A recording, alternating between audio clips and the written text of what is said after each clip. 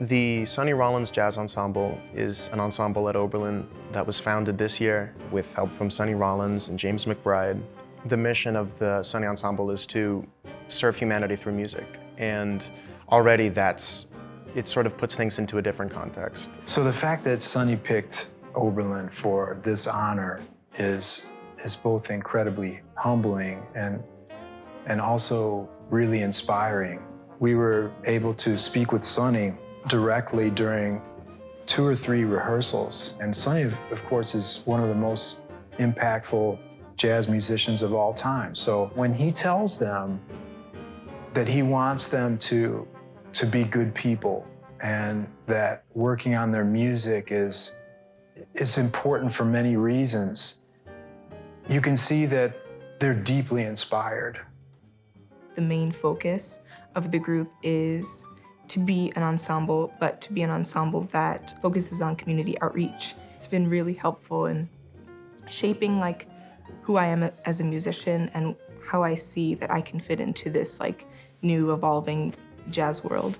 I think a great aspect of the ensemble is that it's all framed within this perspective of serving humanity. Sonny always talks about how, if you can play, then it's a gift given to you and you have to give back.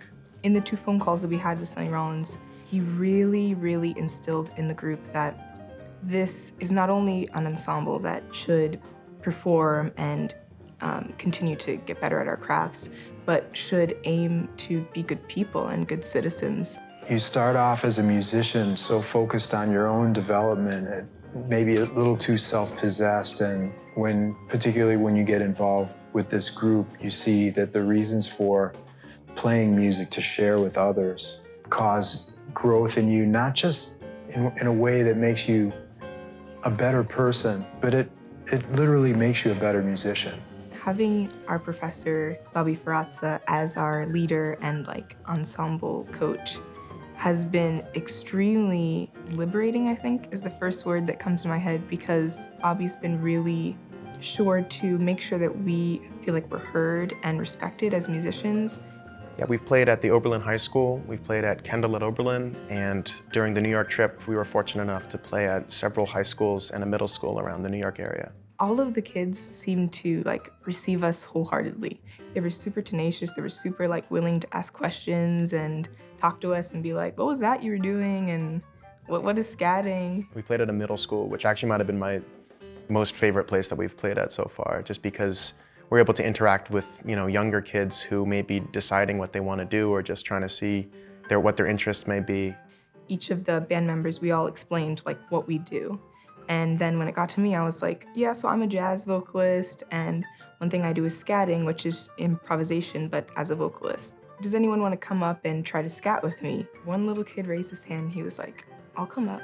And he was super confident and walked up, and he grabbed the mic, and he started scatting. And he had, aside from the fact that he was super courageous, he had great rhythm and great phrasing. Afterwards, a teacher came up to us, and they were like, he's super shy, and that was amazing that he did that. I think that was just a testament to what music can do to people and what outreach, I think, can foster.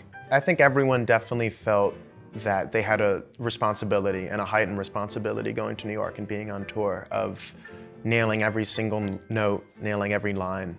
One of the highlights of the entire experience was getting to play at Dizzy's in Lincoln Center at New York. I've been able to go to a couple jam sessions at Dizzy's, but I've never played a headlining show. Performing at Dizzy's in New York was an experience I don't think I'm ever going to forget. One of the highlights, again, was being able to play with Sullivan Fortner, who is a personal hero of mine, who graduated from here and studied with Dan. Being able to hang with him backstage and, to sort of ask him questions about being at Oberlin and then how his time at Oberlin has helped him for the future. It was just a very special experience. After the performance, I talked to a friend who I hadn't seen since high school. She was like, Georgia, that was so amazing that you are all these young musicians wanting to do something with their talent and that you're doing it. And she was clearly touched by everyone's contribution. And it really, I think it's gonna leave a lasting impact on how I go about being a musician. I think that being able to understand that it's not just about you playing music, it's about being a part of a community and serving a community, and giving back to that community is very important. And it sort of kept us all more motivated and focused in the ensemble, because we know that we are not just playing this music for ourselves or even for our peers, but for a greater audience and trying to serve people as best as we can. You'll always frame music in a different way because of your experience in this group. You will always frame music in a way that's so much deeper.